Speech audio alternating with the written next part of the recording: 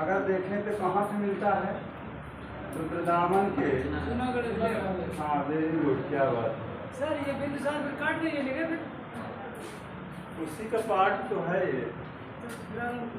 काहे काट रहे हो? लिखो उसे, कहीं कहीं भी लिखो रुद्रदाम। हमने कहा ये अभी जो है छूट जाएगा, तो ये छूटना नहीं चाहिए। रुद्रदामन का जूनागढ़ अभिलेख से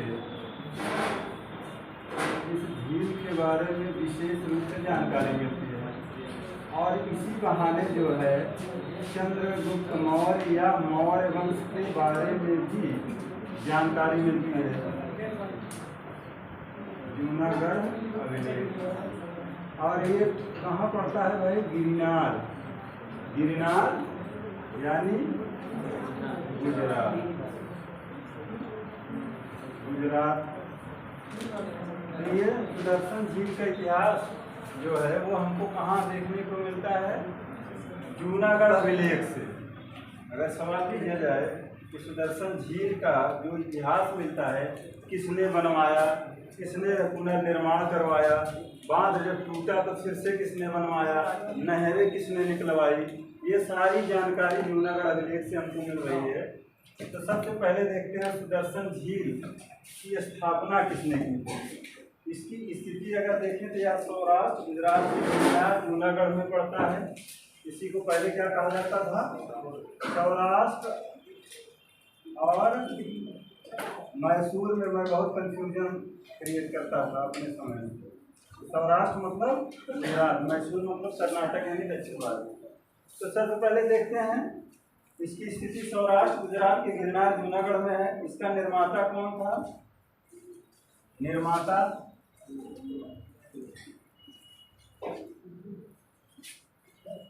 पुष्यगुप्त।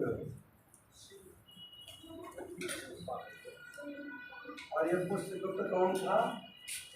चंद्रगुप्त मौर्य का प्रांतपति, गवर्नर था ना, गिरनार का गवर्नर, यानी जूनागढ़ का गवर्नर था। तो इसने जो है इसका क्या करवाया?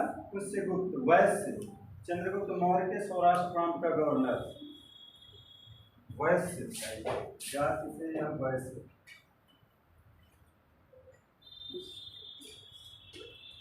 चंद्रगुप्त मौर्य का गवर्नर था, का गिरनार का गवर्नर।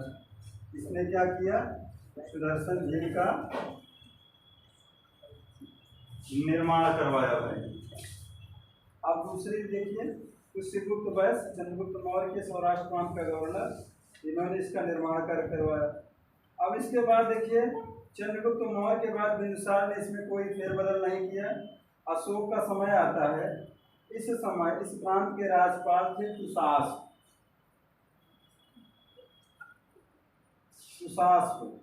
अशोक के समय इस प्रांत के राज्यपाल कौन थे? सुशासक। और इन्होंने यहाँ से क्या निकलवाई? सुशासक।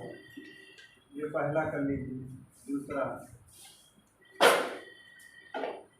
सुशासक, ठीक है। ये अशोककालीन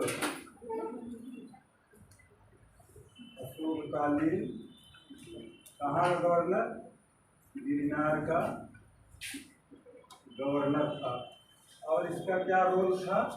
इस झील से इसने क्या निकलवाई? नहरें निकलवाई। तो अशोक ने इस झील से नहरों को जो है निकलवाया, सिंचाई है। नहर का मतलब सिंचाई है। अशोक के समय इस प्रांत के राज्यपाल यानी गवर्नर कौन थे? सुशासक। ये वाला सा रहेगा, कोई भी सा लगा लीजिए, सुशासक। और उन्होंने नहरें निकलवाई। अब यहाँ पर देखिए, यह बांध 2 बार टूट जाता है भाई। यह बांध जो है यानी झील था, झील पर बांध बनवाया गया। बात समझ रहे हैं? बांध पर ही तो पानी इकट्ठा होता है। तो वहां से जब ये आज भी वही देखिए, बांध से जो है नहरें निकाली जाती हैं।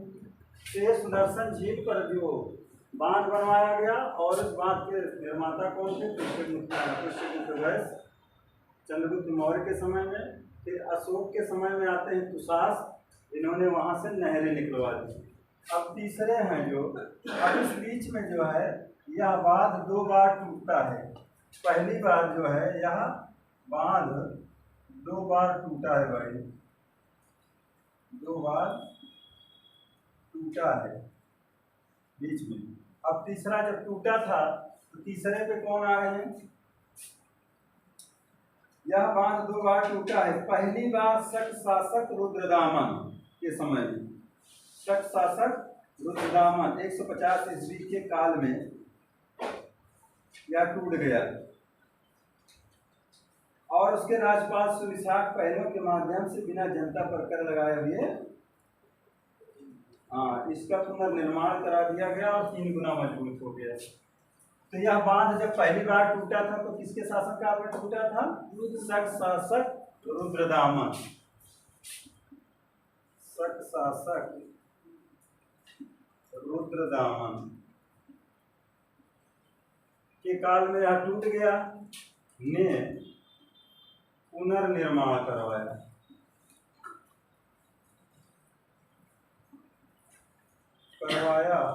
वह भी जनता पर करवाया।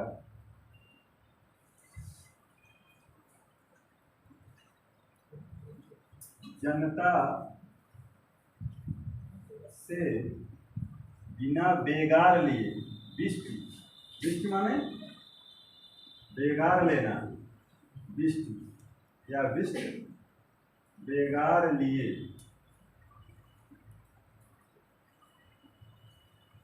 या पुनर्निर्माण जनता से बिना विष्ट या बेगार या कर लिए, न कर लिया न उनसे बेगार लिया, न श्रमदान लिया न आर्थिक कोई इस तरह का चंदा उनसे लिया या टैक्स के रूप में कुछ लिया। आजकल जो हाईवेज बन रहे हैं जगह जगह टोल टैक्स बनते हैं ना, टोल प्लाजा क्या बोलते हैं उनको? Toll tax. तो वहाँ से आपसे वसूला जाता है। तो ये जब बनता था बांध वगैरह तो आम लोगों से क्या श्रमदान कराया जाता था या उनसे कर लिया जाता था कि ये जो बनवाया जा रहा है ये सार्वजनिक चीज़ है और सबके काम आएगी, इसलिए वह जनता से बिना विष्ट बेगार लिए या बिना कर लिए या बिना कर लिए इसका पुनर्निर्माण करवाया और यहाँ 3 गुना और मजबूत करवा दिया, 3 गुना और मजबूत पहले से। क्योंकि टूट रहा था, और टूट क्यों रहा था? क्योंकि पानी का बोझ बढ़ रहा था, प्रेशर बढ़ने से यह टूट जा रहा था, इसलिए इसको 3 गुना और मजबूत बनवा दिया। शक शासक रुद्रदामन ने पुनर्निर्माण करवाया। क्योंकि यह बात क्या हुआ था? टूट गया। शक शासक रुद्रदामन ने, अच्छा हाँ, इसके गवर्नर कौन थे? गवर्नर सुविशाख के द्वारा, गवर्नर सुविशाख, इन्होंने भाई वहाँ का जो गवर्नर होता था वही तो कार्य देखता था। जैसे यहाँ अब तो मान लीजिए मुख्यमंत्री भी होते हैं, अपने यहाँ गवर्नर हैं। तो शक शासक रुद्रदामन के गवर्नर सुविशाख ने पुनर्निर्माण करवाए से लिखे। शक शासक रुद्रदामन के गवर्नर सुविशाख ने पुनर्निर्माण करवाया। और कैसा पुनर्निर्माण करवाया? जनता से बिना विष्ट यानी बिगाड़ लिए या बिना कर लिए, और इसको 3 गुना और मजबूत बनवा दिया। ठीक क्लियर हो रहा है? यही पूछेगा तो शास्त्र देगा, पुष्यगुप्त वैश्य देगा, सुविशाख देगा और मैचिंग करवाने के लिए दे देगा कौन किसके कार्यकाल में वहाँ का गवर्नर रहा, जिसका संबंध सुदर्शन झील से जुड़ा हुआ है। तो सुविशाख ये पहला था। सुविशाख और जानकारी के रूप में अगर देखें तो यह पहला था। विदेशी जातियों का व्यक्ति था, विदेशी जाति का व्यक्ति था। सुविशाख पहलव के माध्यम से बिना जनता पर कर एवं विष्ट बेगार डाले अपने कोष से झील का निर्माण 3 गुना और मजबूत करवा दिया। कुल मिलाकर इसने जो है अपने कोष से अपने राजकोष से इसका निर्माण करवाया था। ये क्लियर हो गया।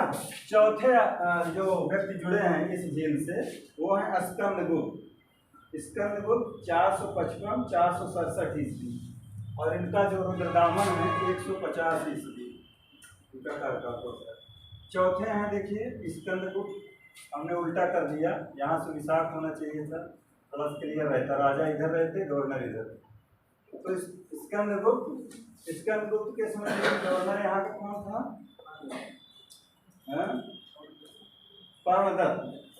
पर्णदत्त गवर्नर था, लेकिन गिरनार का जो प्रशासक था इसका पुत्र था पर्णदत्त। गवर्नर पर्णदत्त। काट दें। रहने दो यार, कहे काट दोगे? राजा तो यही था ना, शासक कौन था? स्कंदगुप्त। अरे इतना तो जानते हो कि स्कंदगुप्त राजा थे, इनको भी बताना पड़ेगा। ये गुप्त शासक थे स्कंदगुप्त ना, लिख लो भैया, गुप्त शासक। ये शक शासक थे, ये गुप्त शासक थे, ये दोनों तो चंद्रगुप्त मौर्य थे ही, अशोक और उनके दादा चंद्रगुप्त मौर्य। स्कंदगुप्त। अब देखिए यहाँ ये बात पूछी जाएगी कि ये पर्णदत्त तो गवर्नर थे पूरे सौराष्ट्र के, यानी गुजरात के, यानी उस स्थान के रहे होंगे, जूनागढ़ के, गिरनार के। लेकिन जो स्थल था वहाँ का डीएम इनका लड़का था चक्रपालित।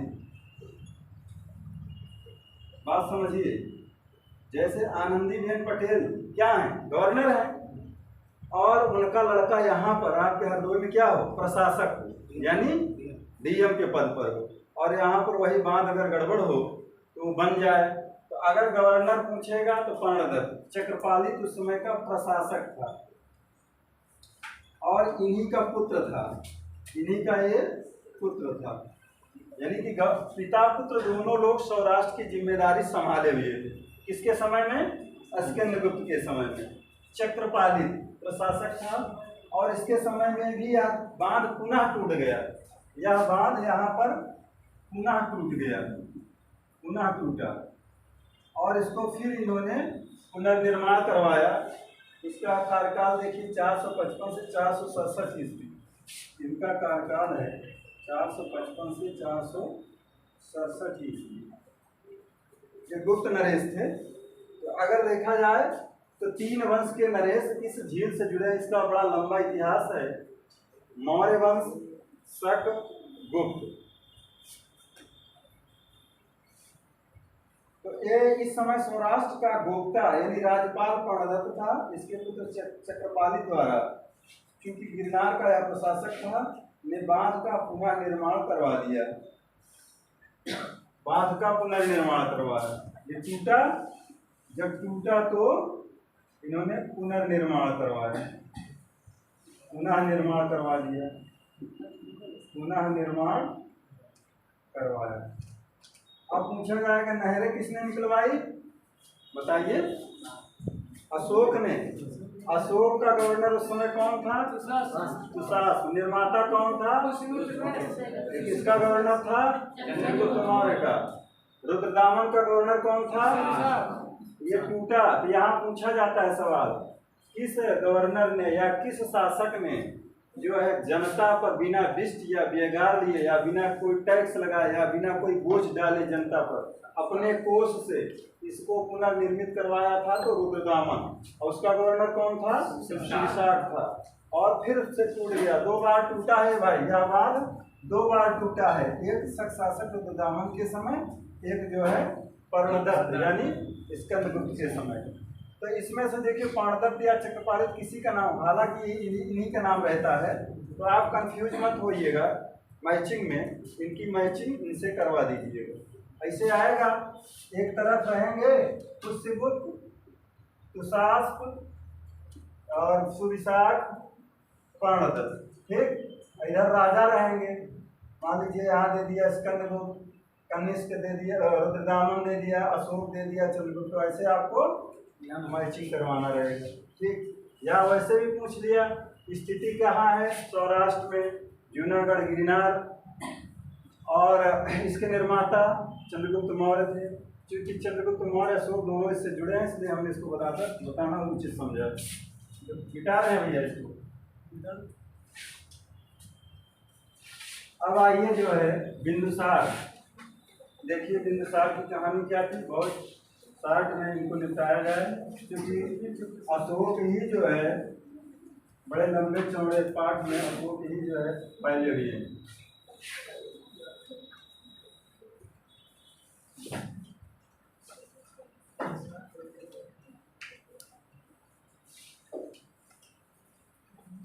तो देखिए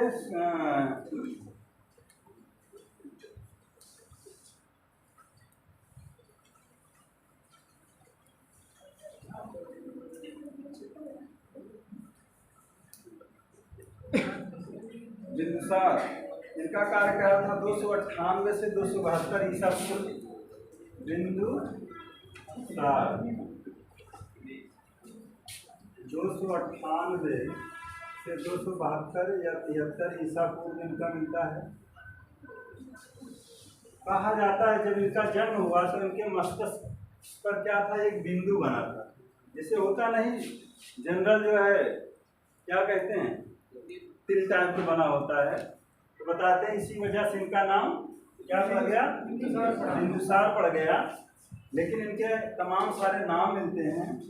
तो ये चंद्रगुप्त मौर्य एवं दुर्धरा की संतान थे। इनके पिता का नाम क्या था, पिता चंद्रगुप्त मौर्य पिता हो गए।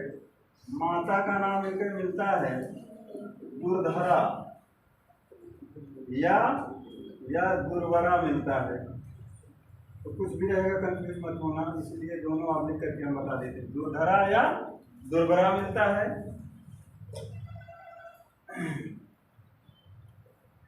अब देखिए इनके जो अन्य नाम हैं, वायु पुराण में इनको भद्रसार कहा गया है। इनके अन्य नाम देखिए बिंदुसार के। तो हमने बताया कि जनरल बात है, इनके मस्तिष्क पे क्या था, माथे पर एक बिंदु था, इसलिए इनका नाम बिंदुसार पड़ा। लेकिन वायु पुराण जो कह रहा है, वायु पुराण में इनका नाम क्या मिलता है, भद्रसार। और इसी तरह से कुछ अन्य पुराणों में इनका नाम, क्या मिलता है, वारिसार।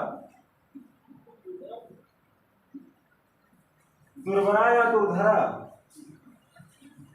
माता का नाम था दुर्धरा या दुर्वरा। अन्य नाम देखिए वारिसार।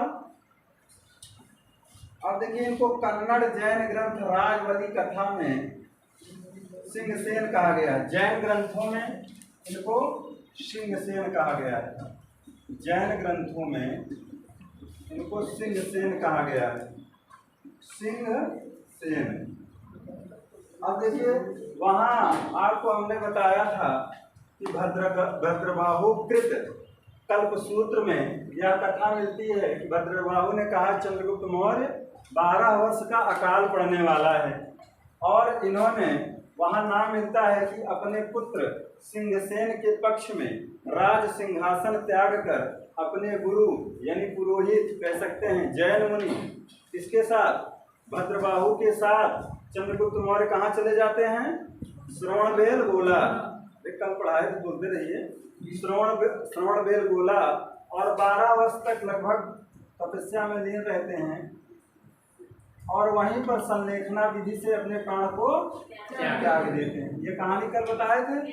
जैन ग्रंथों में बिंदुसार का नाम क्या मिलता है, सिंहसेन। एक कथा मिलती है कन्नड़ में, कन्नड़ जैन ग्रंथ राजावली कथा में वर्णित है कि चंद्रगुप्त ने अपने पुत्र सिंहसेन के पक्ष में राज सिंहासन त्याग कर दक्षिण भारत चले गए।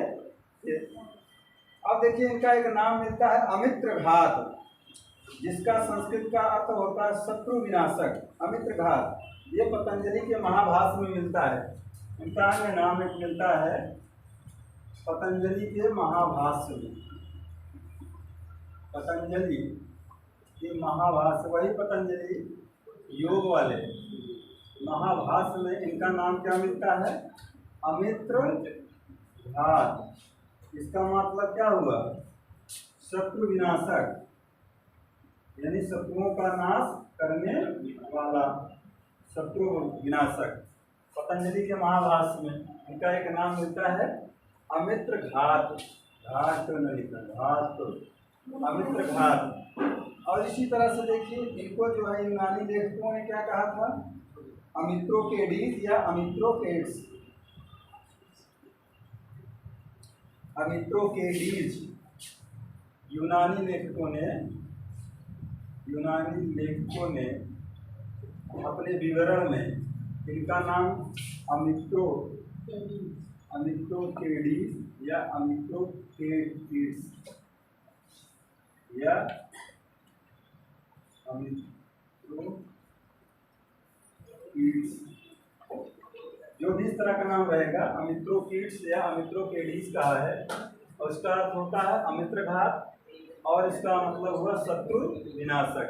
देखिए एक सवाल आता है कि चंद्रगुप्त को क्या कहा जाता था, सेंड्रोकोटस कहा गया, एंड्रोकोटस सेंड्रोकोटस मैचिंग के लिए आएगा भाई। और फिर ऐसे बिंदुसार के आगे लिखा रहेगा अमित्रोकेडीज या अमित्रघात लिखा रहेगा। और फिर रहेंगे अशोक, अशोक के आगे क्या लिखा रहेगा,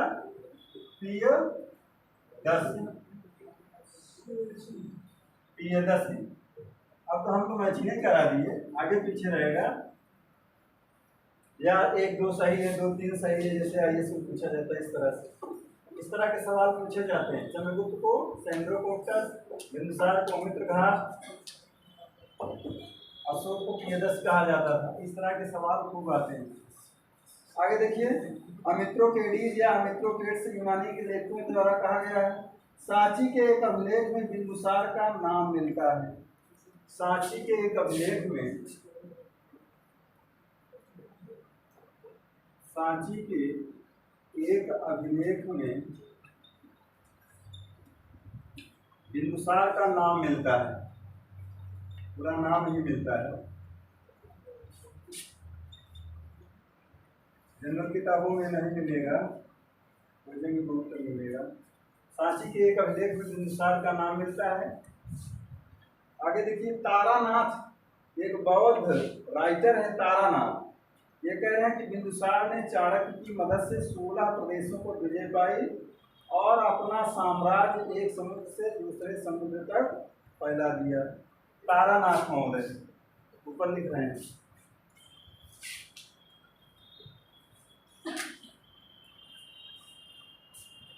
बौद्ध विद्वान थे तारानाथ,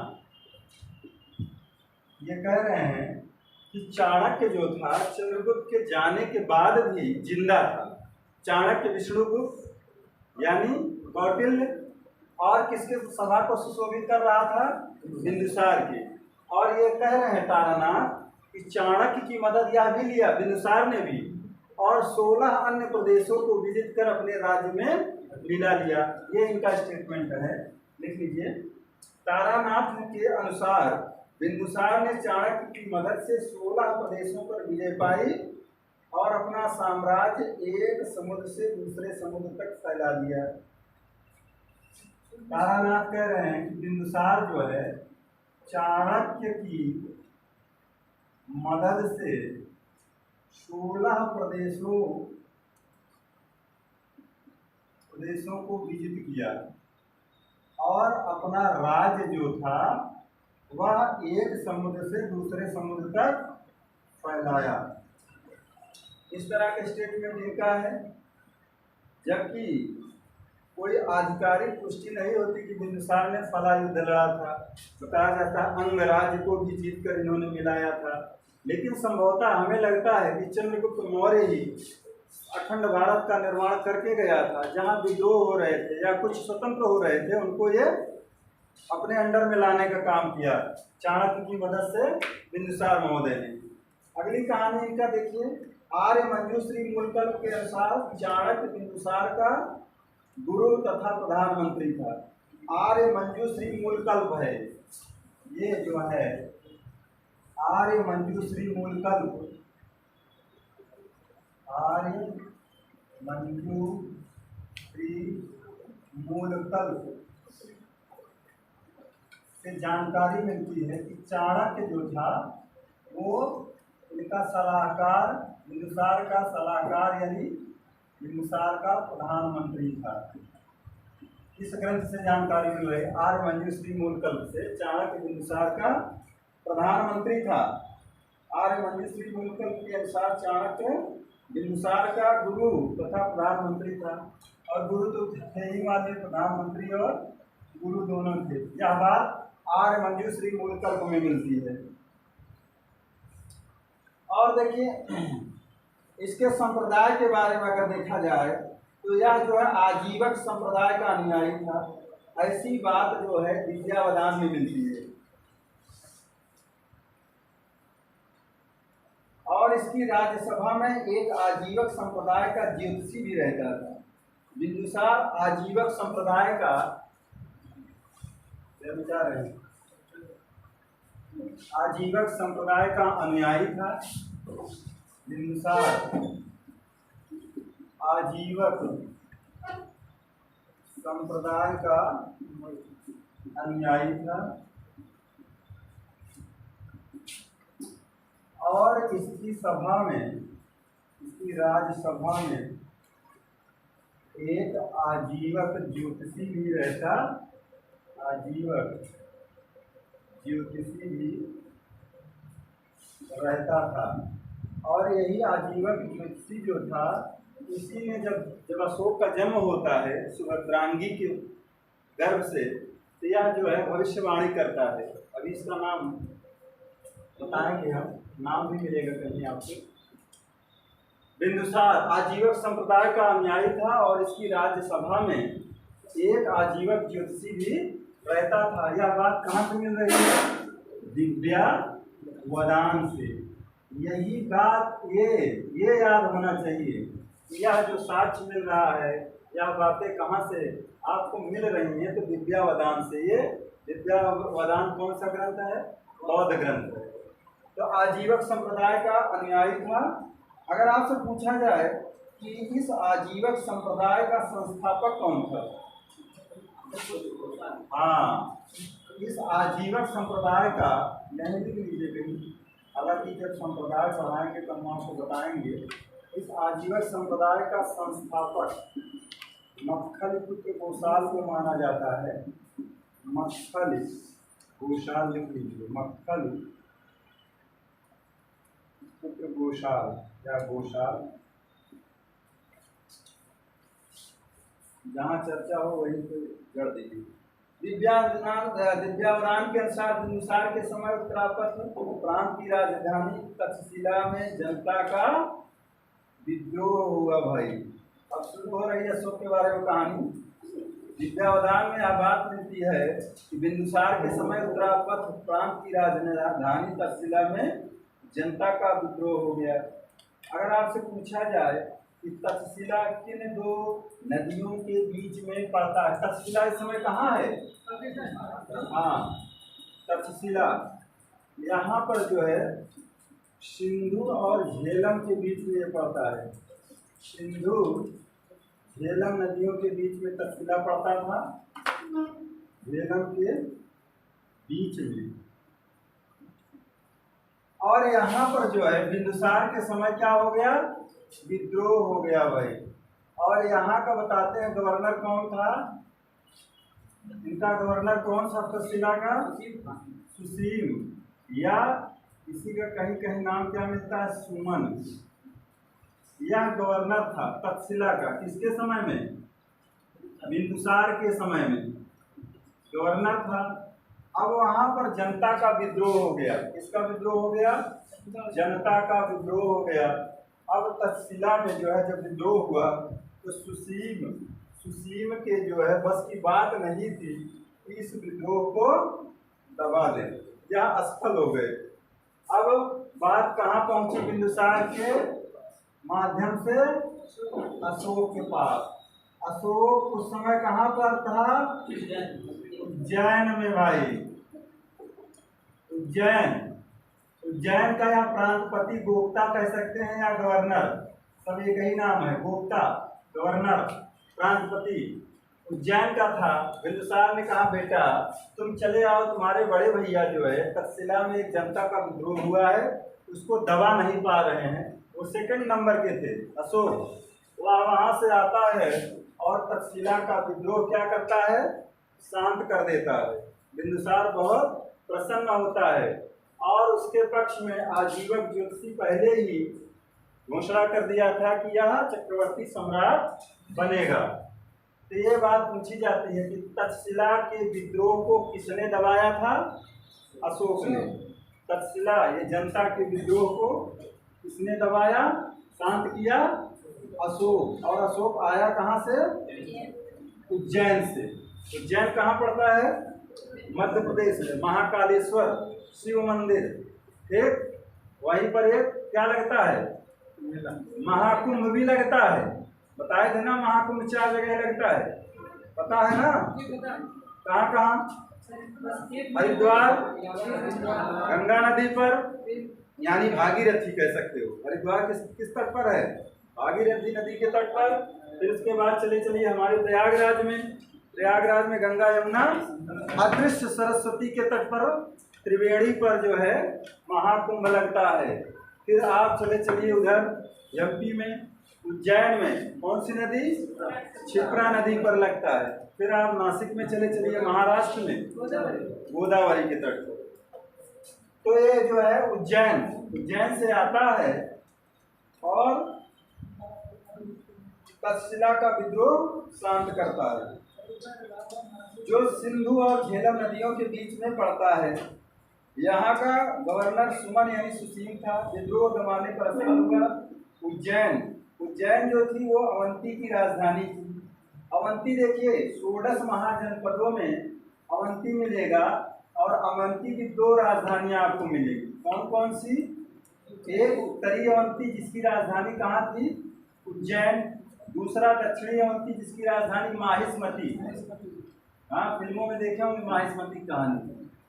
और इन दोनों राजधानियों के बीच में एक नदी प्रवाहित होती थी, उस नदी का नाम था वेत्रवती नदी।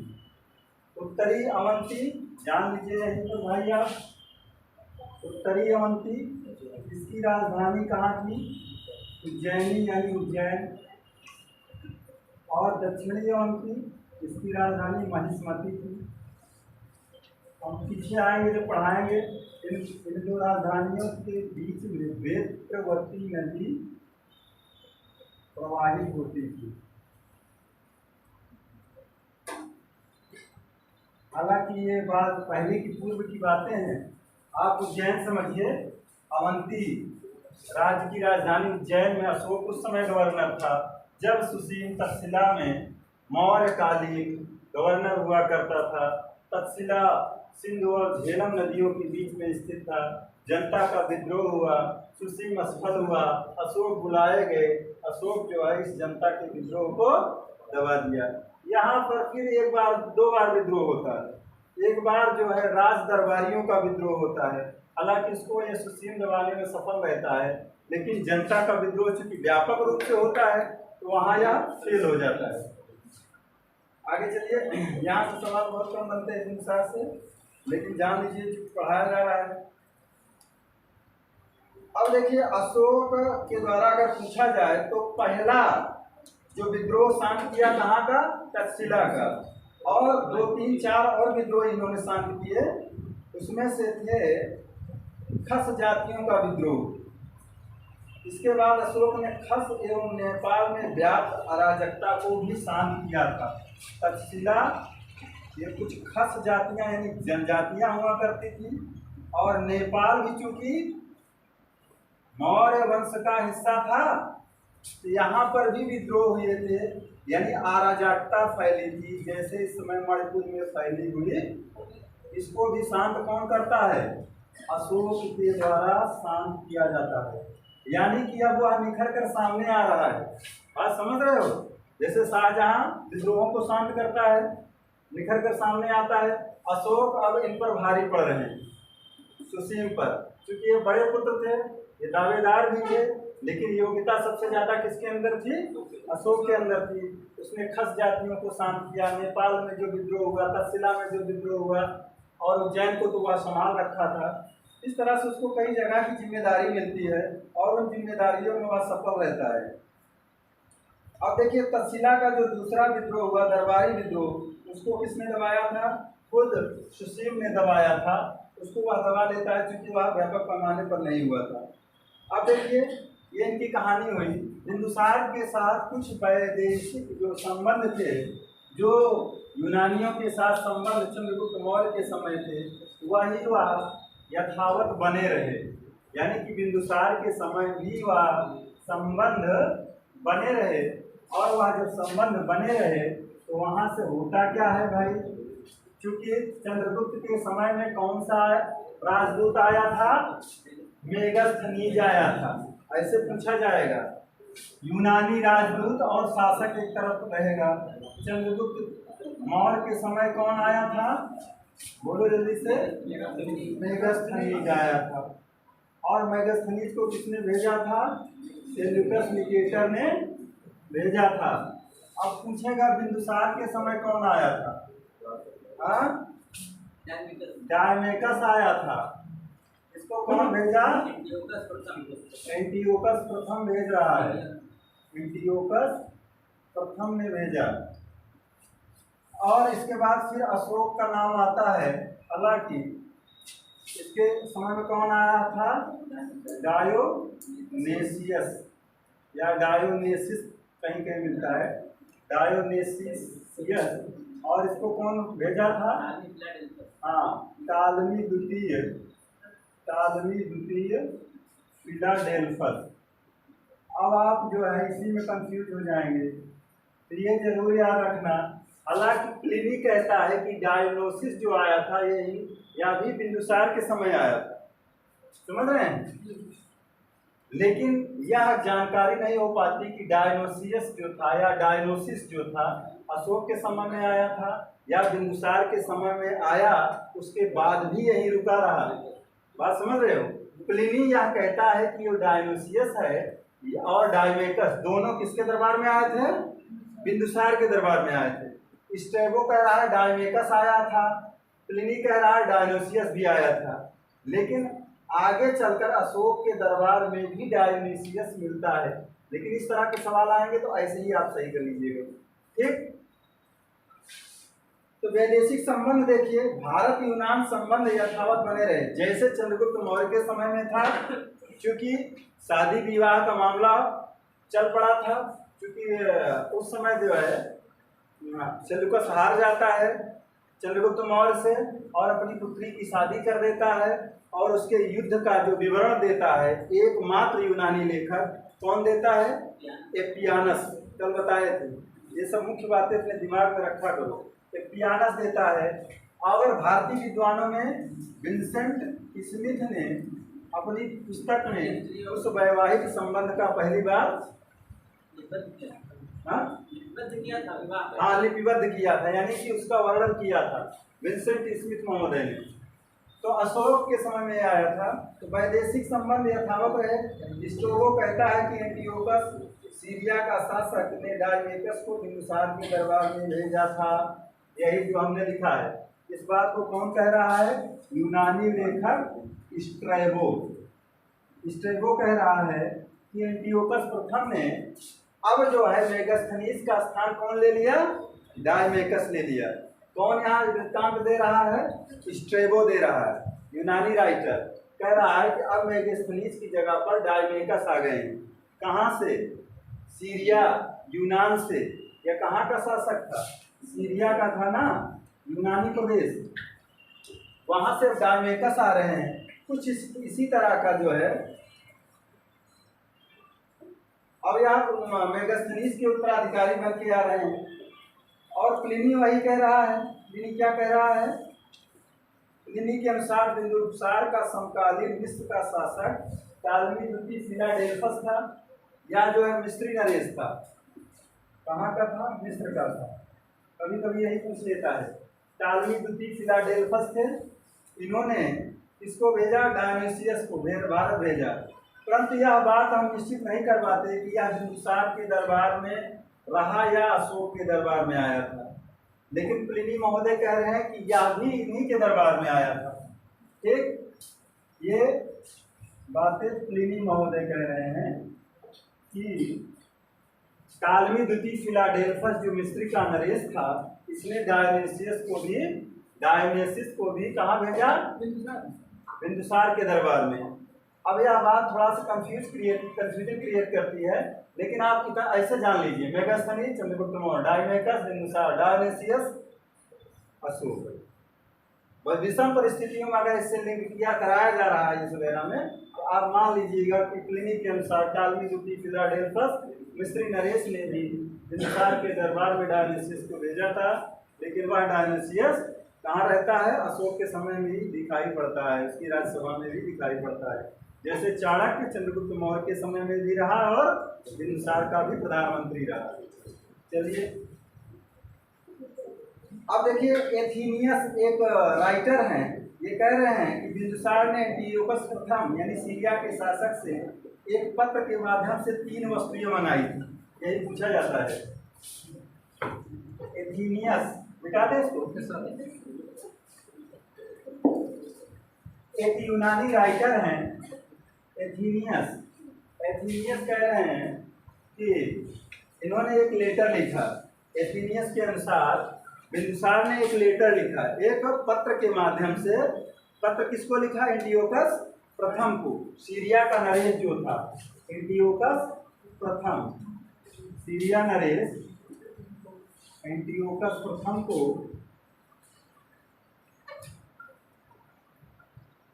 एक लेटर लिखते हैं। यही एंटियोकस डायमेकस को भेजे हैं वहाँ राजदूत के रूप में, तो एक लेटर भिजवा रहे हैं बिंदुसार। ये विक्रांत के कौन दे रहा है? एथीनियस। ये जो है यूनानी राइटर है एथीनियस, ध्यान रखिएगा। यह कह रहा है कि एक पत्र के माध्यम से एंटियोकस से 3 वस्तुएं मंगा रहे हैं यूनान से, सीरिया से। कौन कौन सी चीजें? एथीनियस यह वृत्तांत दे रहा है। एथीनियस के अनुसार बिंदुसार ने पत्र के माध्यम से सीरिया नरेश एंटियोकस प्रथम से 3 वस्तुएं भेजने का आग्रह किया। 3 वस्तुएं भेजने का आग्रह किया। अब कौन कौन सी वस्तुएं थी भाई? यही पूछा जाएगा। आग्रह किया। पहली चीज क्या थी? अंगूरी यानी मीठी मदिरा। दूसरी चीज क्या थी? अंजीर थी। कैसी अंजीर? सूखी अंजीर, सूखी मेवा के रूप में सूखी अंजीर। जैसे वो क्या होती है? किशमिश किससे बनती है? किशमिश हाँ, अंगूर से बनती है ना। सनम बेवफा फिल्म देखे हो? क्या देखे? तब पुरानी फिल्में देख लिया करो। अभी तो सलमान खान के युवा अवस्था की फिल्म है सनम बेवफा। हाँ, उसमें एक गाना था अंजीर का दाना। सुने हो? सुन लेना उसको। तो सूखी अंजीर मंगाए थे। अंगूर का दाना हो, सुई ना चुबा देना, सुई जो चुभाओगे तो रस टपकेगा, उसके बाद बन जाऊंगी किसमिस बन जाऊंगी। इस तरह का गाना है। अरे उसमें भाई जो फिल्मों के गाने लिखते थे, बहुत बड़े बड़े शायर हुआ करते थे, नीरज वगैरह जो है, ये सब लिखते थे।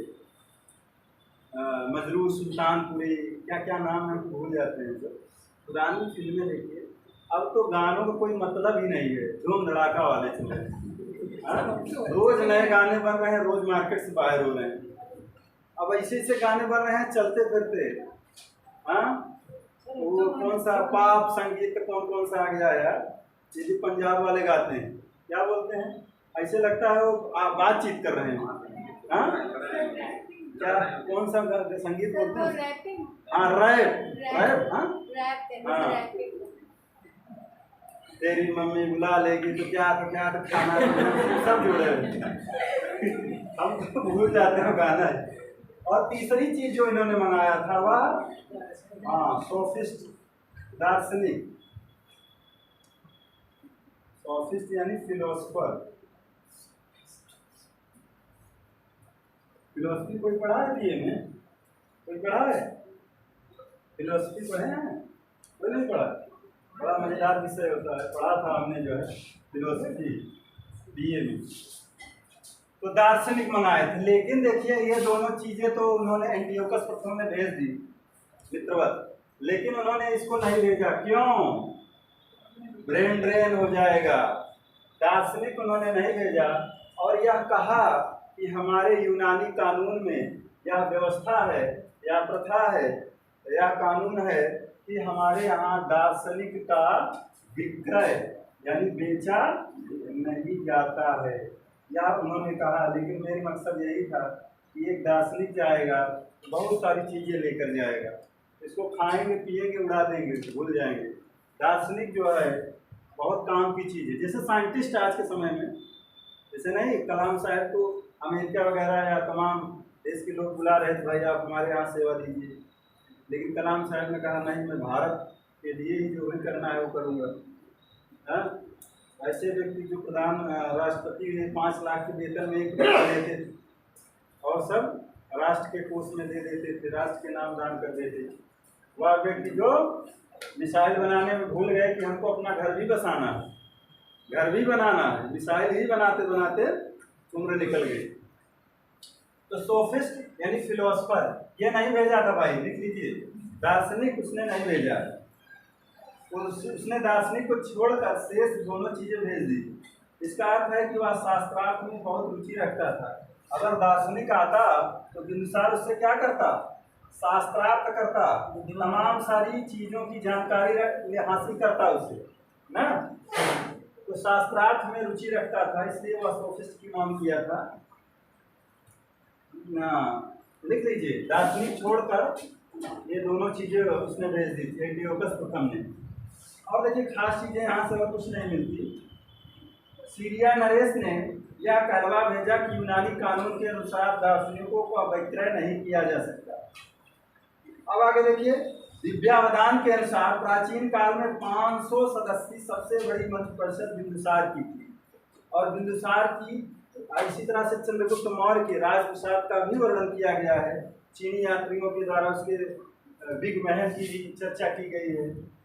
तो दिव्यावदान हम इधर लिख दे रहे हैं, दिव्यावदान में यह बात कही गई है कि प्राचीन काल में सबसे बड़ी मंत्र परिषद किसकी थी? बिंदुसार की। दिव्यावदान से जानकारी प्राप्त होती है कि बिंदुसार की मंत्री परिषद कितनी बड़ी थी, सोचिए, इतना बड़ा देश था, 500 सदस्यों से ज्यादा मंत्री परिषद रही थी। बात समझ रहे हो? हाँ, बिंदुसार की मंत्री परिषद में 500 सदस्य, 500 सदस्य कम होते हैं, फिर उनके भी उप मंत्री छोटे मंत्री रहे होंगे। 500 सदस्यीय मंत्री परिषद की भाई, जो दुनिया की सबसे बड़ी मंत्री परिषद थी। दिव्यावदान के अनुसार प्राचीन काल में 500 सदस्य सबसे बड़ी मंत्री परिषद बिंदुसार की थी। बिंदुसार मंत्री परिषद 500 सदस्य, ये जानकारी दिव्यावदान से मिल रही है। आगे देखिए, और कह रहे हैं कि बिंदुसार की थी जिसका प्रमुख खल्लाटक था।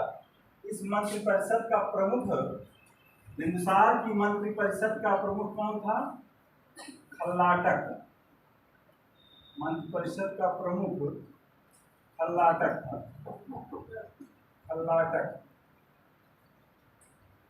खल्लाटक था।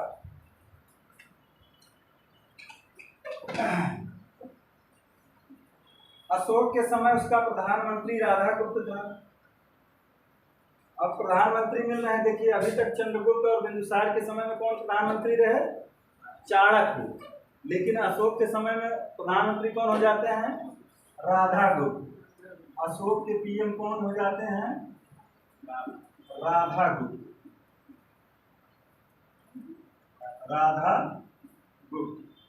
अशोक के पीएम कौन हो जाते हैं? राधागुप्त।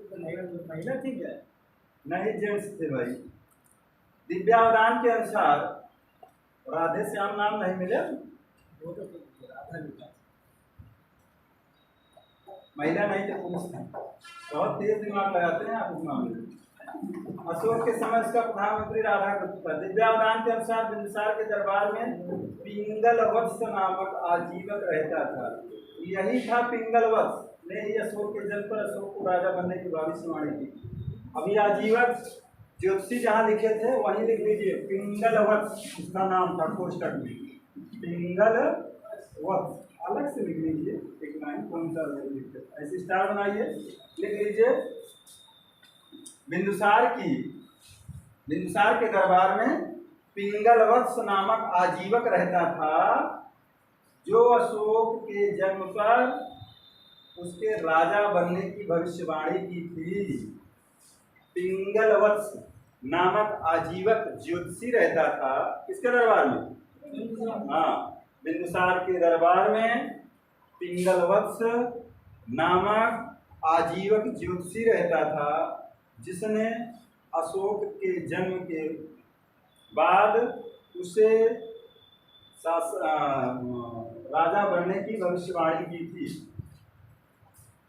अशोक के जन्म पर उसे राजा बनने की भविष्यवाणी की थी। अब देखिए शुरू में अशोक भी आजीवक था, जानते हैं कि नहीं? ब्राह्मण धर्म का पोषक था, 60,000 ब्राह्मणों को प्रतिदिन भोजन करवाता था। आजीवक और ब्राह्मण धर्म का पोषक रहा। तो आजीवक, इसकी माँ का क्या नाम था? सुभद्रांगी। इसकी माँ अशोक की माँ जो सुभद्रांगी थी, उनकी माँ का एक गुरु था, आजीवक गुरु था, उसका नाम जनसान मिलता है। जनसान ये नामक आजीवक अशोक की माँ सुभद्रांगी का कुलगुरु था। अशोक की माँ सुभद्रांगी का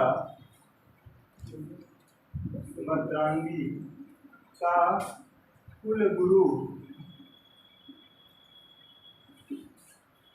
जनसान नामक आजीवक था। मतलब चूंकि देखिए बिंदुसार इसका पोषक था, आजीवक धर्म का, तो उनकी पत्नी यानी अशोक की माँ का कुलगुरु था जनसान नामक आजीवक था। अशोक की माँ सुभद्रांगी का कुलगुरु था। महावंश के अनुसार बिंदुसार ब्राह्मण धर्मानुयायी था। आजीवक और ब्राह्मण धर्मानुयायी मतलब लगभग नजदीक के ही दोनों संप्रदाय माने जाते हैं। उसने 60,000 ब्राह्मणों के प्रति दाता दिखाई। बौद्ध ग्रंथों में बिंदुसार की 16 पत्नियों और 101 पुत्र बताए गए हैं। इसमें सुमन यानी सुशील सबसे बड़ा, अशोक दूसरा तथा तिस सबसे छोटा था। बौद्ध ग्रंथों में बिंदुसार की 16 पत्नियों का जिक्र मिलता है। बौद्ध ग्रंथों में बिंदुसार की 16 पत्नियों तथा 101 सब पुत्र मिले थे क्या? 101 पुत्रों का जिक्र मिलता है, वर्णन। ये देखिए अतिशयोक्ति तो हमें भी लग रहा है, लेकिन 16 छक्का 96, एक पत्नी से आधा दर्जन, कोई बड़ी बात नहीं थी। पटरानियां भी रही होंगी 16 के अलावा, क्यों? तो बहुत सारी बहुत ग्रंथों में बिंदुसार की 16 पत्नियों तथा 101 पुत्रों का वर्णन मिलता है। अब देखिए यही कहा जाता कि अशोक जो था अपना राज्याभिषेक कब करवाता है? 269 ईसा पूर्व में। क्यों? क्योंकि वह अपने भाइयों से वह लड़ता रहता है, अपने सगे संबंधियों का वह नाश कर देता है, तब जाके वह राजा बनता है। लेकिन ये अतिशयोक्ति बात लग रही है, लेकिन कहीं वह अपने अभिलेखों में कहीं अपने भाइयों सगे संबंधियों का जिक्र भी किया है महामात्रों के साथ कि आप लोगों के साथ पुत्रवत व्यवहार करिए, स्नेहपूर्ण व्यवहार करिए। तो ये सब अतिशयोक्तियाँ हैं, सवाल इससे बनेगा नहीं। तो ये आप जान लीजिए कि बौद्ध ग्रंथ चूंकि बाद में जो है बौद्ध धर्म अपना लेता है अशोक, तो जितने बौद्ध ग्रंथ बाद के मिलते हैं वो खूब चढ़ा बढ़ा के उनके बारे में वर्णन किए। तो 16 पत्नियों और 101 पुत्रों का वर्णन मिलता है बौद्ध ग्रंथों में बिंदुसार की। तो 16 में कौन किसका को सर हो सकता है सर। और इसमें देखिए सुसीम सबसे बड़ा था और अशोक दूसरे नंबर का और तिस्य सबसे छोटा था। तो सुसीम की अभी चर्चा किए थे। इसी का दूसरा नाम क्या मिलता है? सुमन। ये सबसे बड़ा पुत्र था, लेकिन यह राजा नहीं बन पाया अशोक के सामने। और सबसे छोटा भाई इनका जो था वह तिस्य था। और इसी नाम का एक राजा मिलेगा कहाँ पर? श्रीलंका में। और देवा नाम की यदस उपाधि रखने वाले 3 ही राजा मिलते हैं। कौन कौन? अशोक, दशरथ और ये लंका नरेश तिस्य।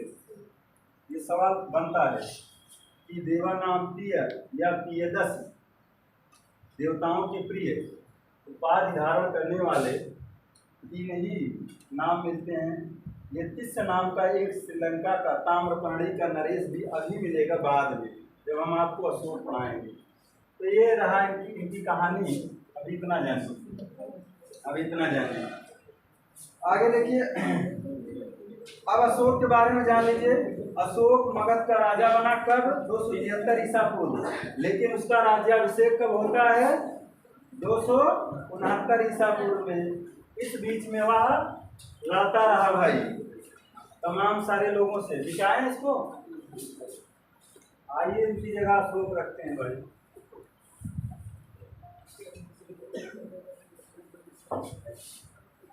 आठ किताबें मैं रख कर सामने बैठा था।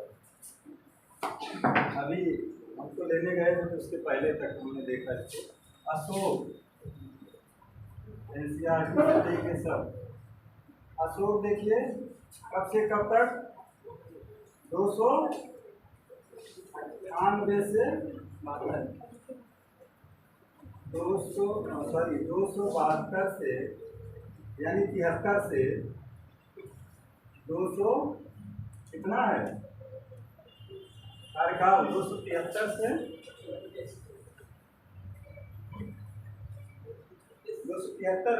36 तक 232 मिलता है। 37 साल ये घटा दीजिए। 232 ही मान लीजिए। ये भाई डेट पर मत जाइए, तमाम किताबों में अलग अलग है। अब घटाइए इसको। 37 आ रहा है, 36 आ रहा है, हो गया 36 से। 37 वर्ष उसने शासन किया था। लेकिन देखिए कहीं कहीं 33 भी मिलता है, तो 32-33 कर लीजिए, कौन सी दिक्कत? डेट नहीं पूछेगा, घबराइए नहीं। तो ये कहा जाता है कि यह जो अपना राज्याभिषेक कब करवाता है? अगर आपसे राज्याभिषेक पूछेगा तब क्लियर कर देना। कब? 269 ईसा पूर्व, यानी कि 4 साल लगभग यह अपने भाइयों को के दमन में लगा रहा, अपनी व्यवस्था को सुदृढ़ करने में लगा रहा। 269 ईसा पूर्व में अशोक सबसे पहले ब्राह्मण धर्मानुयायी था, जैसे इसके पिताजी थे आजीवक ब्राह्मण धर्मानुयायी। कल्हड़ की राजतंगड़ी से पता चलता है कि वह शैव धर्म का उपासक था। ब्राह्मण धर्म में किसका उपासक था? शिव भोले का। शैव धर्मा उपासक था, शैव धर्म का उपासक था। ब्राह्मण धर्मानुयायी था, ब्राह्मण धर्मानुयायी शैव धर्म का उपासक था, यानी भगवान भोलेनाथ की पूजा किया करता। कौन? अशोक पर आ जाइए भाई, बिंदुसार हो गए। लेकिन एक बार वह जो है कहते हैं कि बाद में उसने जो है दीप वंश महावंश में इस बात की जानकारी मिलती है कि एक जो इनके भतीजे थे निग्रोध, इनके भतीजे थे, राजतरंगड़ी से पता चलता है कि वह शैव धर्म का उपासक था। शैव धर्म का उपासक राजतरंगड़ी से पता चलता है। कल्हड़ की राजतरंगड़ी भाई, हाँ, से पता चलता है खड़ा होगा ना कि ये जो है शैव धर्म का उपासक था, लेकिन इसके एक भतीजे थे सुमन के पुत्र निग्रोध या निग्रोध। सुमन के पुत्र जो थे वह जो है क्या हो गए थे, बौद्ध। और एक दिन वहाँ खिड़की पर खड़ा था कौन, अशोक। इसके पूर्व में वह तमाम धर्मानुयायियों के जो पुरोहित होते थे, धर्मशास्त्री होते थे, उनको अपने दरबार में बुलाता था, उनसे शास्त्रार्थ करता था और जो है और सभी धर्मों का वह आदर भी करता था लगभग। और वह उन सबका निष्कर्ष निकालता था कि सभी धर्मों का निष्कर्ष क्या है। लेकिन एक दिन वह अपनी खिड़की पर खड़ा है, भाई अशोक खिड़की पर खड़ा है और बाहर देखता है कि वो लगभग गेरुआ वस्त्र धारण कर किए हुए निग्रोध यानी उनका भतीजा सुमन यानी सुसीम का पुत्र, सुमन का पुत्र निग्रोध निकल रहा है उनके बगल से। वो नीचे देख रहे हैं, इसी रोड से वह भिक्षा लेने के लिए निकल रहा है। उसकी वेशभूषा देखकर, जैसे लामा होते नहीं है बौद्धिस्टों को देखेंगे नहीं, सिर को साफ कराए रहेंगे और वही गेरुआ वस्त्र धारण किए रहते हैं लगभग लाल कलर का, जो बौद्धिस्ट लोग होते हैं। तो सुमन के पुत्र निग्रोध को देखकर उसके मन में जिज्ञासा हुई कि वाह, देखिए ये राजसी राजकुमार है, फिर भी जो है यह अपने इस धर्म में मगन है, इसको आत्मसंतुष्टि मिल रही है। तो ये धर्म की बात कहाँ से आती है जानते हैं? कलिंग युद्ध के बाद बौद्ध धर्म अपनाता है, उसके पूर्व जो है ये सब कहानियाँ उसकी चलती रहती हैं। तो सुसीम जो है निग्रोध से जो है निग्रोध को बुलवाता है बाद में, तो निग्रोध से वह प्रवचन सुनता है पूरा बौद्ध धर्म का, और वह फिर किसकी तरफ आकर्षित हुआ? बौद्ध धर्म की ओर। तो इसके जीवन में 3 बौद्धिस्टों का बहुत बड़ा रोल है। ध्यान देना, आईएएस के एग्जाम आप देने जा रहे हो, निग्रोध और दीपेंद्र बताओगे मुगलपुत्र तिस्स, ये कौन था? हाँ, आजीवक नहीं था, अरे अध्यक्षता किया था तीसरी बौद्ध संगीत की पाटलिपुत्र में। अभी संगीतियाँ पढ़ाएंगे तो बता देंगे। मुगलपुत्र तिस्स यही तो अध्यक्षता करता है, इसका बहुत बड़ा प्रभाव पड़ता है इनके ऊपर। और इसी बीच में एक थे उपगुप्त, इनके गुरु जो थे, जो पूरी तरह से इनको दीक्षित करते थे। अशोक के ये गुरु थे उपगुप्त। अगर अशोक के गुरु का नाम पूछेगा तो आप उनको लगाइएगा। पूरी तरह से दीक्षित करते हैं कि हाँ, अब हम बौद्ध धर्म को ग्रहण कर रहे हैं, जो भी विधि विधान होता है। उसके पहले जो है प्रवचन इनसे सुनते हैं, निग्रोध से।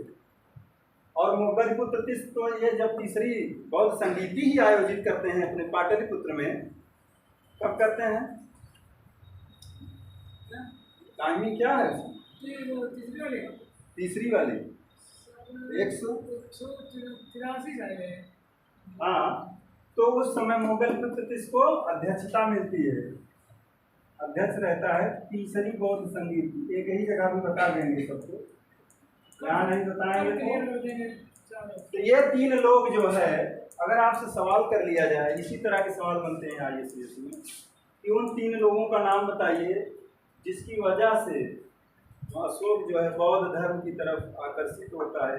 आकर्षित ही नहीं होता, उसको ग्रहण भी करता है, फॉलो ही नहीं करता, पूरी तरह से अंगीकृत भी करता है, यानी अंगीकृत करता है, लोगों को अंगीकृत करवाता भी है स्वेच्छा, जबरदस्ती नहीं। तो अशोक के गुरु कौन थे? अशोक महान के गुरु थे उपगुप्त। ये सब बौद्धिस्ट थे। चलिए, पुराणों में अशोक का एक नाम मिलता है। ये बात कही गई है दीपवंश महावंश में कि निग्रोध के प्रवचन सुनकर उसमें बौद्ध धर्म को अपना लिया। किसने? अशोक ने। किसके प्रवचन सुना था? निग्रोध के। ये बात कहाँ मिलती है? बौद्ध ग्रंथ दीपवंश और महावंश में। और महावंश में यह जानकारी मिलती है दीपवंश और महावंश से कि निग्रोध ने पहली बार इनको अपना प्रवचन सुनाया बौद्ध धर्म का और या उसकी तरफ आकर्षित होते हैं और फिर बाद में उपगुप्त से पूरी तरह से दीक्षा लेकर बौद्धिस्ट हो जाते हैं। तो इन 3 लोगों का बहुत बड़ा रोल रहा इनके समय में।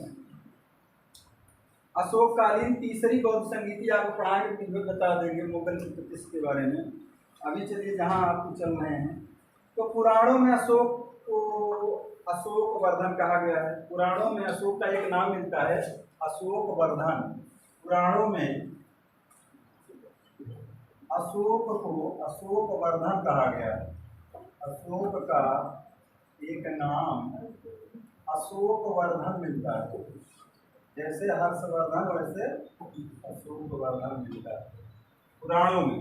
अगर पूछा जाए पुराणों के संदर्भ में, तो पुराणों में अशोक का नाम अशोक वर्धन मिलता है। प्लिनी का कथन है कि मिस्र का राजा टालमी द्वितीय फिलाडेल्फस ने पाटलिपुत्र में डायोनीसियस नाम का राजदूत अशोक या बिंदुसार के दरबार में भेजा था। ये बात क्लियर नहीं हो पाती। प्लिनी कहता है या कुछ कहते हैं कि नहीं हुआ, डायोनीसियस जो था वो डायमेकस के साथ ही आया था। किसके दरबार में? बिंदुसार के। लेकिन एट लास्ट अगर आपको लगाना होगा तो चंद्रगुप्त मौर्य के दरबार में मैगस्थनीज लगाइएगा और बिंदुसार के दरबार में डायमेकस लगाइएगा और अशोक के दरबार में डायोनीसियस लगाइएगा। डायमेकस, डायोनीसियस, ऐसे क्रम से याद कर लीजिए। Megasthenes, डायमेकस, Dionysus. सियस बड़ा नाम जो सबसे है वो अशोक। अशोक बड़ा था। तो ये तीनों यूनानी राजदूत थे और तीनों कहाँ आए हैं? पाटलिपुत्र में। आगे देखिए, छोड़ दीजिए इनकी कहानी। उपगुप्त नामक बौद्ध भिक्षु ने अशोक को बौद्ध धर्म की दीक्षा दे दी। ये बात कहाँ मिल रही है? दिव्यावदान में। ये बातें अशोक के गुरु की कहाँ मिलती है? दिव्यावदान में। दिव्यावदान में यह बात मिलती है कि उपगुप्त नामक बौद्ध भिक्षु ने अशोक को बौद्ध धर्म में दीक्षित कर दिया। अपनी भाषा में लिखते चल रहे हो कि नहीं? हाँ, ये तो लेक्चर चलता रहता है, लोग लिखते रहते हैं। और हम ऐसे लिखाते थे तो लोग कहते थे कि सर बहुत लिखवा देते। तो जो आप उचित लगे उसको आप नोट करते जरूर चलिए। चुके जैसे यहाँ से आप निकलोगे इतिहास तुरंत भूल जाओगे। ज्योग्राफी और हिस्ट्री बहुत ही बेवफा है, रात में पढ़ो तो दिन में सफा है। ऐसा नहीं होता।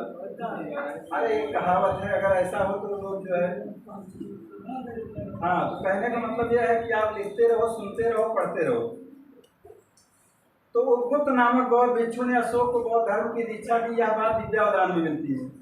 7वें स्तंभ लेख में आजीवकों का उल्लेख किया गया है, बिल्कुल किया गया है, तथा महामात्रों को आजीविकों के हितों का ध्यान रखने के लिए भी कहा गया है।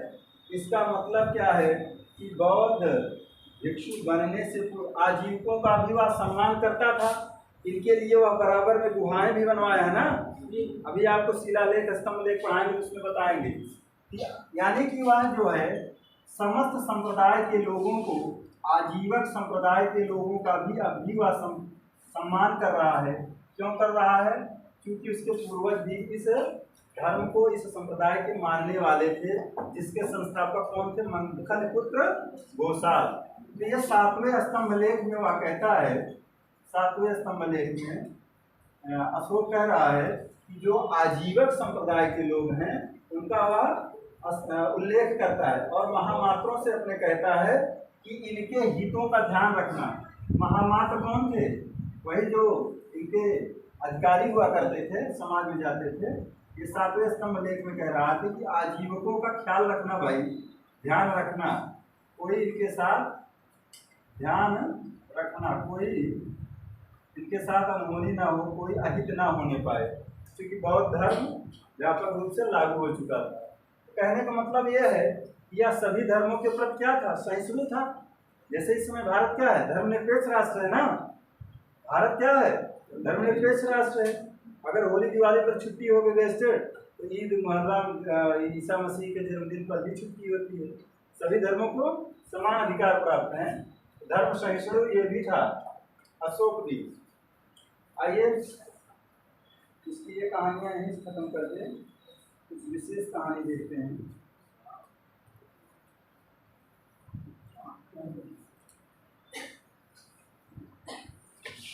तो दिव्यावदान में अशोक की माता का क्या नाम मिलता है? सुभद्रांगी। ये आपको हमने बता दिया। दिव्यावदान में अशोक की माता का नाम क्या मिलता है? सुभद्रांगी मिलता है। तो सुभद्रांगी किसकी पत्नी रही होंगी? बिंदुसार की। उसी 16 रानियों में से एक रानी रही होगी जो महिषी रानी यानी प्रधान रानी पहले हुआ करती थी। तो जैसे दुर्धरा इनकी माता का नाम मिलता है बिंदुसार के, वैसे दिव्यावदान में पीछे वालों को दिख रहा है कि नहीं? बदल दे रहे हैं मार्कर। विद्यावदान में अशोक की माता का नाम क्या मिलता है? सुभद्रांगी। और इनके कुल गुरु कौन थे? जनसान आजीवन थे, अभी से बताए।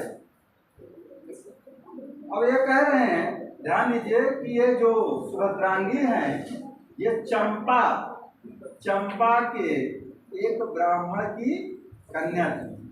जो ये सुभद्रांगी है, ये कौन थी? चंपा के एक ब्राह्मण की कन्या थी।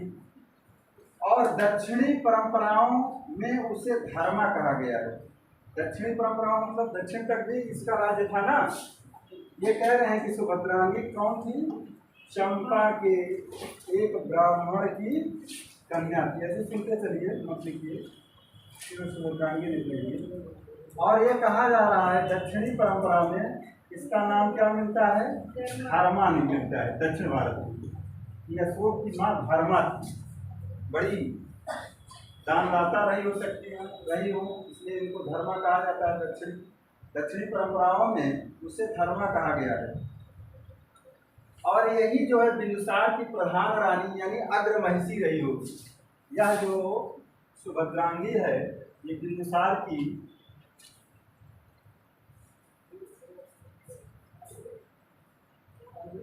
बिंदुसार की क्या रही होंगी? प्रधान रानी रही होंगी। बिंदुसार की प्रधान रानी यानी अग्र महिषी इनको कहा जाता था। अग्र महिषी प्रधान रानी को कहा जाता था, अग्र महिषी रही होंगी। और उन्हीं से इसका जन्म होता है अशोक का।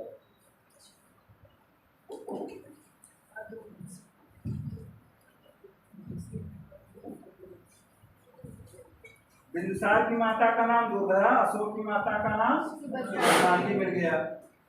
अब देखिए इनके परिवार के बारे में कुछ और जानकारी कर लेते हैं। सिंघली परंपरा के अनुसार अशोक के पुत्र महेंद्र एवं सिंघमित्रा विदिशा की श्रेष्ठी की पुत्री देवी से उत्पन्न हुए थे, जो वही उसकी पहली पत्नी थी। यह महाबोधि वंश में उसका नाम देवी महादेवी मिलता है। इसकी 5 पत्नियों का नाम मिलता है भाई। अशोक की जो रानियां थी वो खास 5 रानियों का नाम जो है जो पूछा जाता है उसको देख लीजिए। तो कह रहे हैं कि अशोक की जो रानी थी देवी, उसी से जो है जन्म हो रहा है किसका? महेंद्र और संघमित्रा का नाम आप लोग सुने होंगे। ये कहाँ जाते हैं? श्रीलंका। लेकिन कहते हैं कि आप किस तरफ से श्रीलंका जाते हैं? किस ओर से श्रीलंका जानते हैं? सर बौद्ध धर्म प्रचार के लिए। हाँ, बौद्ध धर्म के प्रचार के लिए जाते हैं, लेकिन यह दक्षिण से तमिल क्षेत्र से नहीं जाते हैं।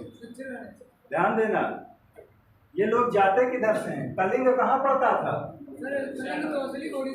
हाँ, उड़ीसा के जो तट पर बंदरगाह हुआ करते थे, वहाँ से होते हुए ये लोग कहाँ पहुँच रहे हैं?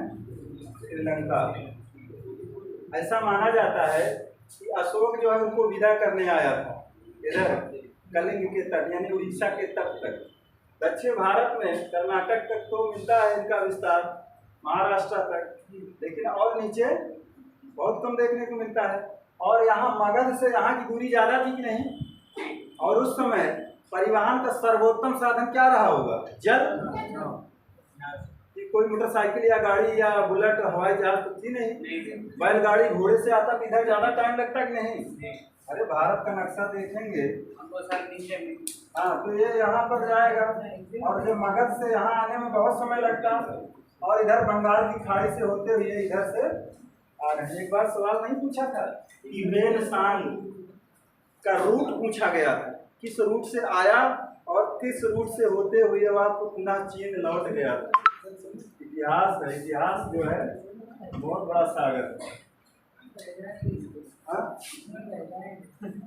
बस जाओगे नहीं भाई, इसीलिए तो कहते हैं कि ऐसी जगह फोकस करिए जहाँ से सवाल बनते हैं और उससे निकल भागिए। अभी इतिहास तो बहुत बड़ा क्षेत्र है ना। हाँ, आप सेलेक्ट हो जाओगे कहीं, प्रोफेसर हो जाओगे तो ऐसा लगेगा सामने वाला बच्चा सोचेगा सब कुछ गुरुजी को आता है। हाँ, प्रोफेसर हो जाएंगे। हाँ, और एग्जाम दे रहे हैं। अरे IAS ही हो जाओगे। DM साहब अगर सामने आके बैठे हैं तो आपको लगता है संपूर्ण ज्ञानी व्यक्ति बैठा है, IAS जैसी परीक्षा को क्रैक करके आया है कि नहीं? और वास्तु कैसा होता है, कुछ लोग हमारे साथ के थे भाई, उस विषय को वही प्रश्न रट कर गए और वही लिख दिए, PCS हो गए या IAS हो गए। हम जो पढ़ कर गए वो नहीं आया, नहीं फंसा। हाँ, समझ रहे हो? तो आप बाहर हो गए, ये भी तो होता है। अगर इंटरव्यू तक जो IAS में पहुंच रहा है, अभी कुछ एक व्यवस्था लाई गई थी कि जो इंटरव्यू दे रहा है उसको मल्टीनेशनल कंपनियों में सही जगह दे दी जाए। IAS का बीच में आया था, पता नहीं अब हो रहे हैं कि नहीं, क्योंकि भाई बहुत मेहनत के बाद जाता है और कुछ उसके अंदर रहता होगा। अब ज़्यादातर देखिए जो टॉप लिस्ट में होते हैं वो सब BTech या इंजीनियरिंग IIT IIM के ही छात्र होते हैं, या नीट वाले होते हैं, मेडिकल के छात्र वही टॉप कर रहे हैं, टॉप 10 टॉप 30 में वही रहते हैं। हिंदी मीडियम वाले तो 50 के बाहर नीचे रहते हैं। अंग्रेजियत आ गई है वहाँ भी। हाँ, खैर छोड़िए, वो सब आप जानते होंगे। यहाँ इसकी जो 5 रानियां मिली हैं, इसको अशोक की रानियां देखिए। इनकी पहली रानी जो है देवी या महादेवी, अशोक की रानियां देखिए। तो इनकी पहली रानी का नाम क्या था? देवी या महादेवी मिलता है। और कहा क्या जा रहा है इनके बारे में? इनसे किसका जन्म हुआ है? महेंद्र और संघमित्रा। और यह दोनों कहाँ गए थे बौद्ध धर्म का प्रचार करने? भाई और बहन थे ना। हाँ, देखो ना, ये पूछने लगते हैं पुरुष है कि महिला है। भाई बहन थे भाई, महेंद्र और संघमित्रा। तो ये भाई बहन थे। ये दोनों जो है किससे जन्म लेते हैं? अशोक के पुत्र महेंद्र और संघमित्रा। विदिशा के श्रेष्ठी की पुत्री बताया जाता है देवी को। ये विदिशा की श्रेष्ठी मतलब किसी सेठ यानी बनिए की, व्यापारी की पुत्री थी। विदिशा के श्रेष्ठी की पुत्री थी। इनकी मम्मी कौन सी? ब्राह्मण कन्या के श्रेष्ठी की पुत्री थी। विदिशा के श्रेष्ठी की पुत्री थी और राजा थे ही भाई। तो तमाम शादियाँ इनके लिए बहुत सारे धर्म जाति पाति बहुत मायने नहीं रखता था। तो ये श्रेष्ठी की पुत्री थी। अशोक के पुत्र महेंद्र और संघमित्रा विदिशा के श्रेष्ठी की पुत्री देवी से उत्पन्न हुए थे, जो वही उसकी पहली पत्नी थी। ये बात जो है, अब देखिए इसी को महाबोधि वंश में वेदिस महादेवी नाम दिया गया है। महाबोधि वंश में इसी का नाम जो है महाबोधि वंश में देवीस महादेवी कहा गया। महाबोधि वंश में देवीस महादेवी कहा गया। कह रहे हैं महाबोधि वंश वाले, ये कह रहे हैं कि यह इसका नाम वेदिस महादेवी है। वेदिस महादेवी जो अशोक की पहली पत्नी है और विदिशा के श्रेष्ठी की पुत्री है, और उससे उत्पन्न महेंद्र और संघमित्रा श्रीलंका जाते हैं बौद्ध धर्म के प्रचार के लिए। इसी का 3 नाम मिल रहा है पहली पत्नी का, देवी महादेवी या देवीस महादेवी। आपसे पूछा जाए अशोक की महाबोधि वंश में अशोक की पत्नी का क्या नाम मिलता है तो क्या बताओगे? देवीस महादेवी, ठीक ना? हाँ। अब देखिए इनकी दूसरी पत्नी थी उसका नाम था कारुआकी। कारुआकी कारुआकी। आपसे सवाल पूछा जाएगा कि एकमात्र अशोक की रानी जिसका किसी अभिलेख में वर्णन हुआ है, बात समझ रहे हो? एकमात्र ऐसी रानी जिसका अभिलेखित किसी अभिलेख में वर्णन अशोक के द्वारा कराया गया है, तो वह थी कौन? कारुआकी। इससे किसका जन्म होता है? हाँ, इसकी, हाँ, तीवर की माँ थी। इसका पुत्र था तीवर। तीवर की माँ, तीवर पुत्र लिख लीजिए, तीवर पुत्र। यानी कि अशोक और कारुआकी से जो उत्पन्न पुत्र का नाम क्या था? तीवर। और महादेवी से पुत्र पुत्री जो पैदा हुई थे, महेंद्र और, क्लियर हो रहा है ना? 2 रानियां हो गई भाई। अब आपसे पूछा जाएगा कि रानी का अभिलेख कहाँ मिलता है? कौशाम्बी से, प्रयागराज नहीं दिया रहेगा, कौशाम्बी से। रानी का अभिलेख कहाँ से मिलता है? कौशाम्बी। कौशाम्बी पहले किसमें था? प्रयागराज में था। बात समझ रहे हैं? अगर कौशाम्बी नहीं दिया है, प्रयागराज दिया है, तब आप हाँ लगाइएगा। तो रानी का अभिलेख, और किस रानी का वर्णन किया गया उसमें? कौशाम्बी अभिलेख में कारुआकी। उसके पुत्र का क्या नाम दिया गया है? तीवर। ठीक, रानी का अभिलेख। अब देखिए तीसरी पत्नी जो थी, इसका नाम था तिस्यरक्षिता। तिस्यरक्षिता। आपसे सवाल पूछा जाएगा कि अशोक की कौन सी ऐसी रानी थी जिसने कभी बौद्ध धर्म ग्रहण नहीं? तो यही थी तिस्यरक्षिता। यह बौद्ध नहीं थी, ऐसे लिखिए, 60 में कुछ भी लिख लीजिए। इसने बौद्ध धर्म ग्रहण नहीं किया, तिस्यरक्षिता थी, ये बौद्ध नहीं थी भाई। चौथी पत्नी का नाम मिलता है पद्मावती, नहीं, असंधिमित्रा। चौथी पत्नी का नाम है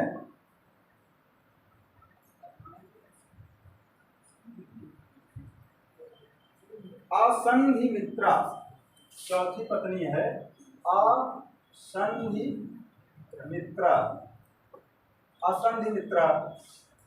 ये कहा जाता है कि वह उसकी कौन सी ऐसी पत्नी थी जो अशोक के टाइम में ही उसका देहावसान हो जाता है। तो असंधिमित्रा जो थी, इसकी मृत्यु अशोक के समय में हो गई थी, यानी जब अशोक जीवित रहा होगा। लिख लीजिए, इसकी मृत्यु, हाँ, मृत्यु अशोक के समय में ही हो गई थी। अशोक के समय में ही हो गई थी। अब क्लियर हो रहा है? ये सब पाओगे नहीं किसी किताब में, बहुत खोजोगे तो पाओगे। हाँ, तो असंधिमित्रा। अब सवाल ये मिलता है कि जो पहली पत्नी थी वह क्या रही होगी? प्रधान रानी रही होगी, अग्रमहिषी जिसको कहा जाता था। समझ रहे हैं? अग्रमहिषी। और उसके बाद प्रधान रानी ये बनती है असंधिमित्रा। बताते हैं कि असंधिमित्रा जो है, इसके मरने के बाद तिस्यरक्षिता हो जाती है अग्रमहिषी। बात समझ रहे हो? इसकी मृत्यु के बाद कौन अग्रमहिषी हो जाती है? तिस्यरक्षिता। असंधिमित्रा मृत्यु अशोक के समय में हुई, फिर तिस्यरक्षिता प्रधान महिषी बनी। इसके मरने के बाद प्रधान महिषी कौन बनती है? तिस्यरक्षिता। चलो इतना मत समझिए, लेकिन जान लीजिए कि असंधिमित्रा कहीं 60 में लिख लीजिए। इसके बाद यह प्रधान रानी बनती है, प्रधान रानी। अब देखिए पांचवी पत्नी का नाम क्या था? पद्मावती। पद्मावती। इसके पुत्र का क्या नाम था? कुणाल। कुणाल का मतलब क्या होता है? चिड़ियों की सुंदर आंख वाला। कैसी आंख थी? चिड़ियों जैसी। चिड़ियों जैसी सुंदर आंख वाला। कुणाल का अर्थ होता है चिड़ियों जैसी सुंदर, खूबसूरत, सुंदर आंख वाला।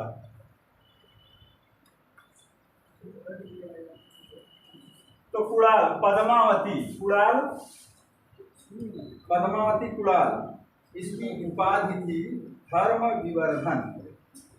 राज तंगड़ी में अशोक के पुत्र जालौक का भी उल्लेख मिलता है। चिड़ियों की सुंदर आंख वाला व्यक्ति, चिड़ियों की सुंदर आंख, कुड़ाल का अर्थ होता है चिड़ियों की सुंदर आंख वाला। इसकी एक उपाधि मिलती है धर्म विवर्धन। इसको इसकी उपाधि थी धर्म विवर्धन। धर्म विवर्धन कहा जाता है। एक कहानी मिलती है, जानते हो कुड़ाल के बारे में? राज तरिंगड़ी में अशोक के पुत्र जालौक का भी उल्लेख हुआ है। एक और पुत्र का उल्लेख हो रहा है, रानी नहीं है, पता नहीं किस रानी से। राज तरिंगड़ी में अशोक के पुत्र जालौक का वर्णन हुआ है। अशोक के पुत्र जालौक का उल्लेख मिलता है। अब देखिए एक कहानी मिलती है कि कुड़ाल बहुत खूबसूरत था और कारुआकी संभवतः कारुआकी उस पर मुग्ध हो गई थी और कुड़ाल कहा कि माता जी आप मेरी माँ हो, तो इस तरह की व्यवस्थाएं नहीं चल पाएंगी। तो चूंकि देखिए राजा जो होते क्या थे, पता लगा 84 साल के थे। कौन अंतिम राजा कौन थे भारत के? बहादुर शाह जफर थी और 16 साल की कन्या से शादी कर लिए। तो जो उनके बच्चे हैं तो उन्हीं की उम्र के मिलेंगे कि नहीं? तो कुछ इस तरह की जो भी व्यवस्थाएं रही हों, एक कहानी हमने कहीं पढ़ी थी, सुनी थी, वो आपसे शेयर करना चाहते हैं। तो कुड़ाल की बताते हैं इन्होंने कुड़ाल की आंखें अशोक ने निकलवा ली थी, क्योंकि कारुआकी जाके उनका कान भर देती है कि कुड़ाल हमारे साथ बदतमीजी से पेश आया। जब उसकी बातों को यह इग्नोर कर देता है, अशोक को होकर इसकी आंखें निकलवा लेता है। ऐसी बातें मिलती हैं, इतिहास है। लेकिन आपको बताने का मेरा उद्देश्य दूसरा है। वहीं से एक कानून में एक व्यवस्था लाई गई, नेचुरल जस्टिस।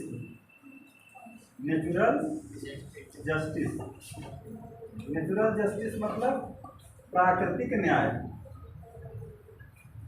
या नैसर्गिक न्याय। कोई इसमें सलाह किया है क्या? कोई ला किया है क्या इसमें? चलो कोई बात नहीं, मैं किया हूँ। तो नेचुरल जस्टिस का मतलब ये हुआ कि कुड़ाल का पक्ष तो अशोक ने सुना नहीं, सीधे उसको दंडित कर दिया। लेकिन प्रेजेंट टाइम में क्या है, किसी भी देश में कहीं भी जो है इसका पालन किया जाता है, नेचुरल जस्टिस किया जाता है कि नहीं? आप कोई अपराध करते हो, टाइम हो गया क्या भाई?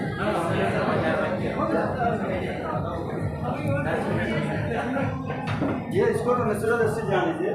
कोई आप अपराध करते हो तो 24 घंटे के अंदर आपको प्रथम श्रेणी मजिस्ट्रेट के सामने पुलिस ले जाएगी। आपका बयान दर्ज होगा कि साहब आप अपनी बात वहाँ रख सकते हो, उसके बाद चालान होता है। आपको जानते हैं कि नहीं? नहीं जानते? जानते होंगे, इतना तो जानते होंगे, गांव में कोई बंद होता है। ये जो है नेचुरल जस्टिस और नैसर्गिक न्याय की शुरुआत कहाँ से देखने को मिलती है? इस वाली घटना से कि अगर अशोक ने उसका पक्ष जान लिया होता